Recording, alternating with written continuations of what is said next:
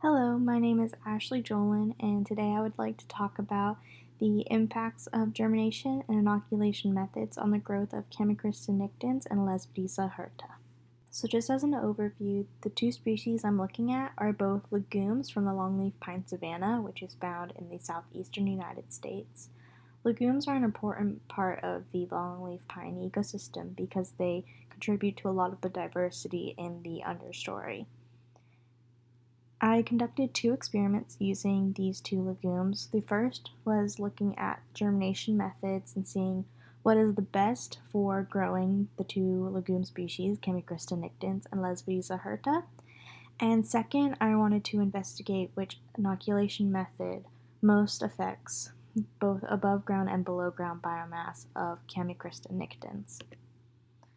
For germination methods, I used two separate germination methods for Chamaecrista nictitans, as these seeds were a lot less finicky than the Lespedeza hirtas, and I did around 6 different germination methods for the Lespedeza hirta in order to try different combinations to see which would help the percentage of germination and sprouting increase.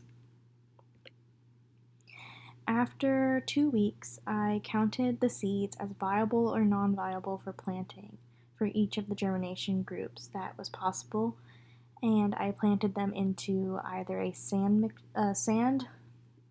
mixture or a sand soil type mixture. The seedling survival rate was then recorded for each method to see which grew, and then the sprouting rate was calculated from the number of sprouting seedlings compared to the amount of seeds used in the experiment per method. The first graph we're looking at is the sprouting rates for Chamaecrista nictitans, and they had a much higher success with the seeds that were planted straight into the sand and straight into the sand soil compared to the filter paper with the light on and then planted into the sand or soil. The highest sprouting rate was around 28%, while the lowest was at around 1%. The sprouting results for Lespedeza hirta are much lower than the Chamaecristas, with the highest being at around 6.1%, and that was with the scarified, soaked, and planted into the sand. And there was 2 different methods that did not end in any sprouting, including the seeds that were planted straight into the sand and the seeds that were scarified and put on filter paper with the light off. The rest of the methods hovered around 1 to 4.5%, so it's really clear that the Lespedezas had a harder time sprouting in either the conditions that we were giving them in, or they're just a harder species to germinate and sprout overall. For the second part of this experiment, I looked at inoculation methods to see how the Chamaecrista nictitans were affected from both their below and above ground biomass.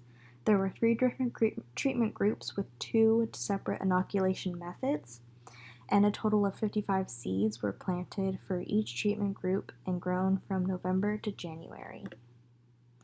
Once they were grown, each plant was harvested and then dried in a drying oven for a week.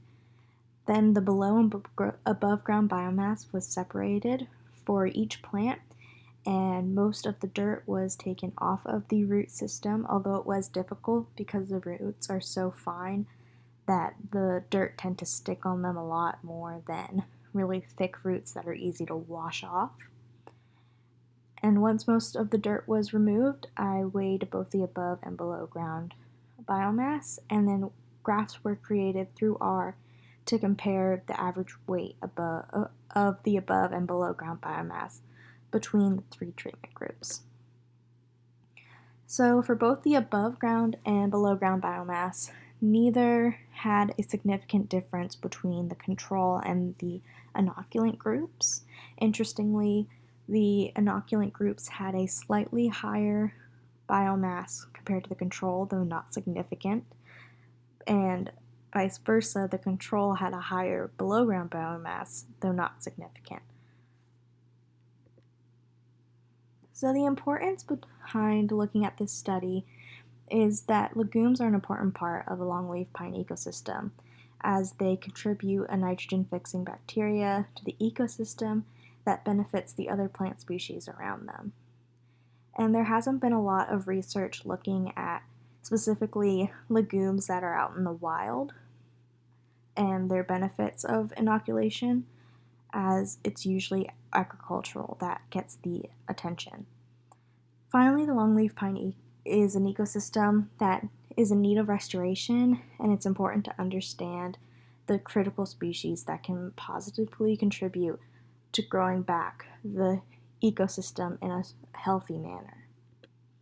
I would like to thank the UNCG Biology Department and the Undergraduate Research, Creativity, and Scholarship Office for funding my work through the Biology Undergraduate Research Award and the Undergraduate Research and Creativity Award, as well as giving me the opportunity to share this research. Finally, I would like to thank Dr. Koerner and Alyssa Young for all their mentorship and support throughout my time in the lab. Thank you.